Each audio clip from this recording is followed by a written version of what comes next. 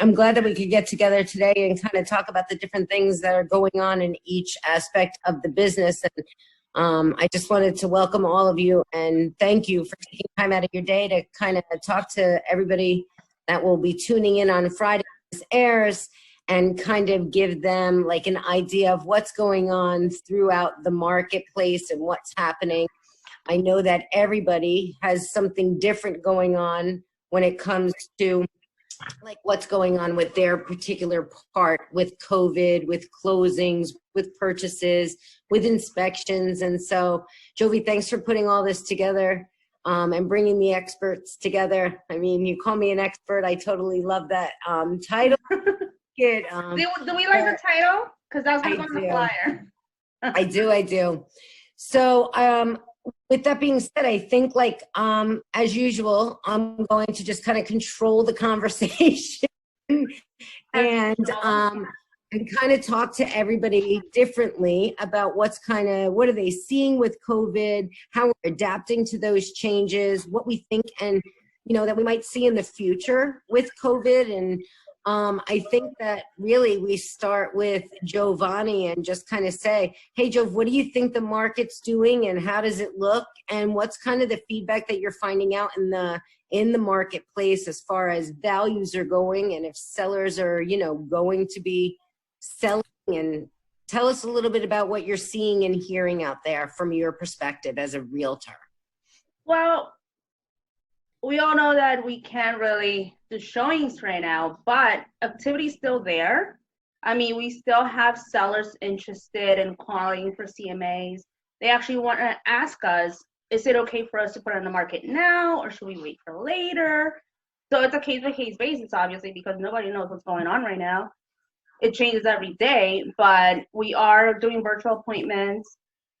We are keeping in contact with our clients. We still get people trying to get pre-approved to buy homes.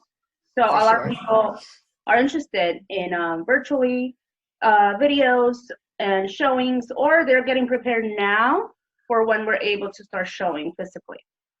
So what do you think? Are you in the marketplace that people are talking about maybe getting away from the city, that COVID kind of really scared the bejesus out of them?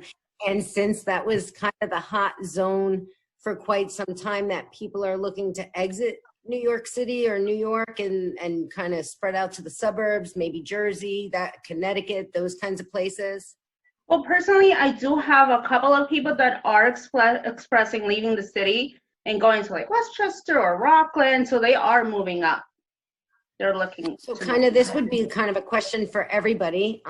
So with seeing some of that where people might want to exit out of like the hot zone areas, that always creates massive interest for purchasing for buyers, right? Some people don't want to leave the city. And so this might be an opportunity for people. Do we see that purchase money is coming back a little bit more? Like, Ross, are you getting busier? Stephen, are you getting busier? And then in turn, that would mean that, Ricky and Erica would then be getting busier. Like, do you guys see that it's starting to pick up in the purchase market now? For me, Connecticut, like you said, has been pretty stable. I haven't seen a downtick in the deals that I'm getting. I'm actually getting more of an uptick, but that's only more because I'm being introduced to more realtors that work both in New York and Connecticut and really didn't have a Connecticut go-to, and now they have one. New York, I'm obviously down from what we were doing, but I do see, I'm still getting new purchase memos here and there.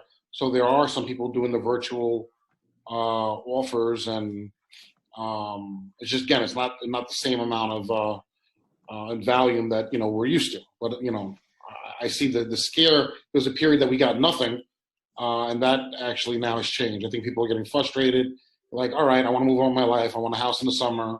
So I think more people are shopping now, and hopefully we'll start seeing more offers. So let's talk a little bit about that, Stephen. I'm glad that you were the person that jumped in because it kind of helps me segue into the next thing. I have been hearing and seeing that there are COVID-related addendums going into purchase contracts and things like that. Could you kind of elaborate a little bit on what they are and how that affects buying and selling? I mean, so there's one that the New York State Association of Realtors came out with. I have my own version in my rider. I don't use theirs, but typically it's one is really not that much against what would normally happen anyway.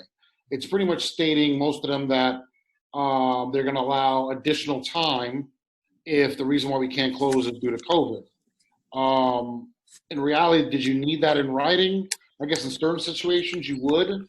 I guess it helps fight time of the essence notices. But in reality, if you know the law, you'd be able to fight a time of the essence notice because the case law. That's why we love you, Stephen. The case law states you need a reasonable amount of time. A reasonable amount of time in this period is going to be different than a regular period. For sure. So I think it just more helps the buyers and sellers see the black and white. So New York's so confusing with on and about closings where you have a hard time for buyers and sellers to understand that's within a reasonable time frame as it is. So this creates another black and white issue for an attorney or realtor to point to the contract and say, no, you have more time to protect it. Don't freak out as much. The one thing some of them do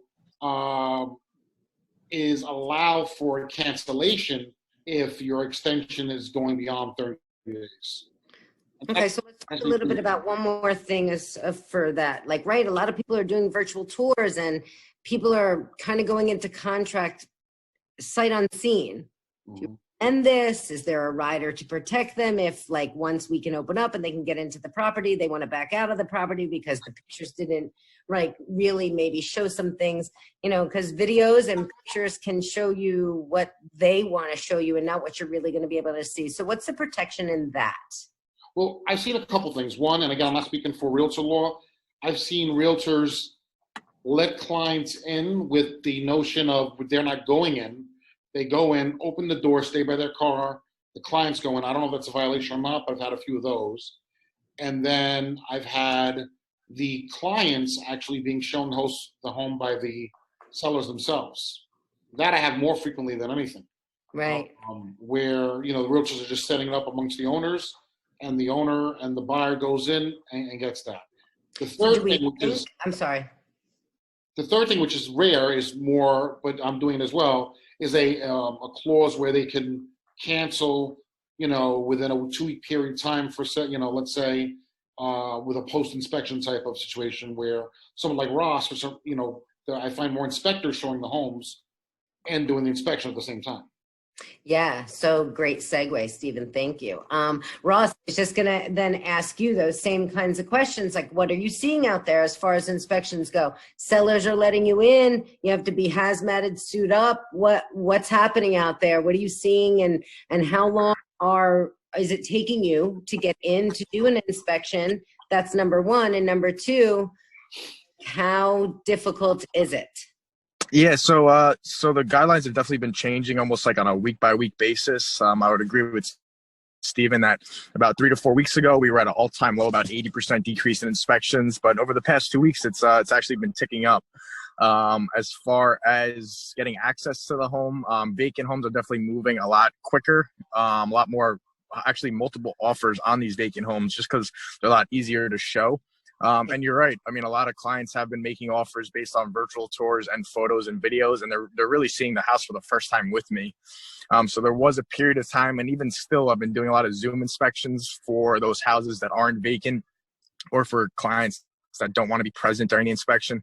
So a lot of times I'll do Zoom inspections when the home is occupied by the sellers still.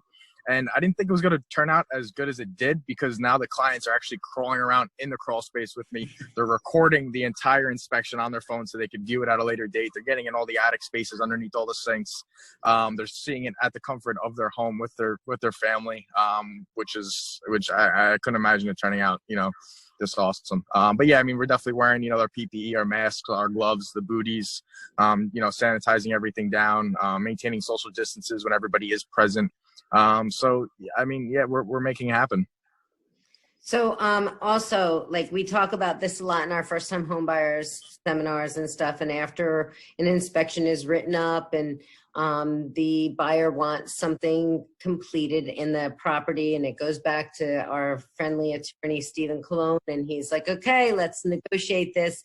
Are you finding that you can get back into the houses? Because I know that the sellers are skeptical to get you in to begin with. Like, a second visit might be something that might be a little bit harder, and you might not have come across that just yet because, you know, these loans are just starting to kick up now. But you guys have something in place to get back out there, or are we taking videos from them to make sure things were fixed? Like, how are we doing these things? Yeah, you're right. It's a little early for this.